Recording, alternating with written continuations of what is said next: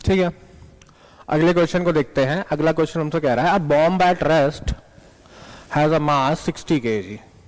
ठीक है भाई, it explodes and a fragment of 40 kg has kinetic energy of 96 joule. ठीक है, the kinetic energy of the other fragment is. अब आपको ये पता होगा, ये एक्सप्लोजन्स वगैरह जो होते हैं ये इंटरनल फोर्सेस की वजह से होते हैं।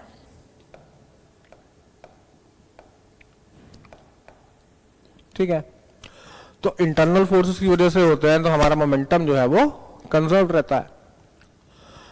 अब एक चीज अंडरस्टूड है कि टोटल बॉम्ब का मास था 60 kg, तो एक फ्रैगमेंट का मास अगर 40 kg है तो दूसरे फ्रैगमेंट का मास कितना होगा? इसका मास से सपोज m डैश हमने लिखा, m डैश की वैल्यू हो गई 20 kg।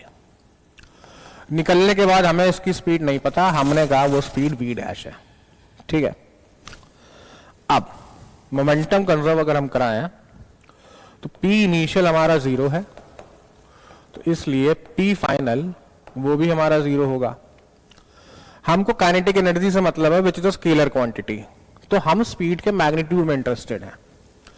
तो 40 kg उसकी स्पीड हम मान लेते हैं v, तो उसका मोमेंटम हो गया उसका मास इंटू उसकी वेलोसिटी, तो 40 इंटू v। दूसरे वाले का मास हो गया 20, उसकी स्पीड हमको नहीं पता, तो that is v dash and that should be equal to 0। तो हमको इतना पता चल गया कि v डैश की जो वैल्यू आएगी वो ऐसे तो माइनस में 2v आएगी, मतलब वो ऑपोजिट डायरेक्शन में गया होगा, जिस डायरेक्शन में 40 kg वाला गया होगा।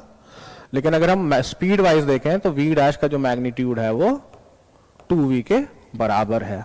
ठीक है, अब पहले वाले की काइनेटिक एनर्जी अगर हम देखें, मतलब हम बिना वैल्यू को सॉल्व किए करने की कोशिश कर रहे हैं, अदरवाइज कैलकुलेशन जो है वो थोड़ा लेंदी हो सकता है। तो काइनेटिक एनर्जी 40 kg वाली की क्या लिखोगे आप? वो लिखोगे हाफ इंटू उसका मास विच इज 40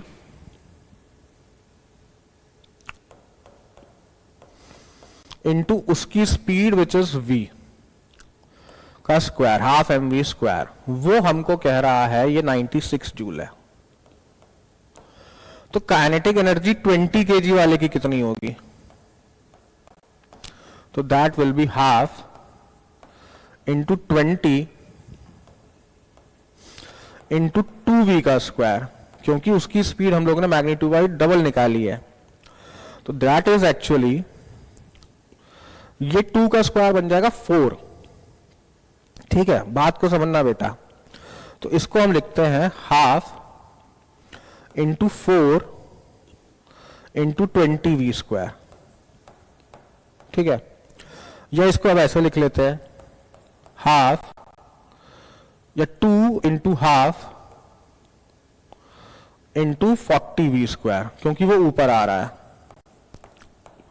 ये वाली वैल्यू हमको पता है कि हाफ इंटू 40v स्क्वायर कितना है, दैट इज 96 जूल्स।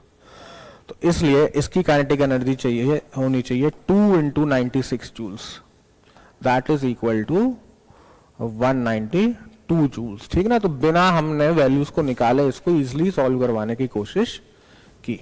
ठीक, तो answer is option number D.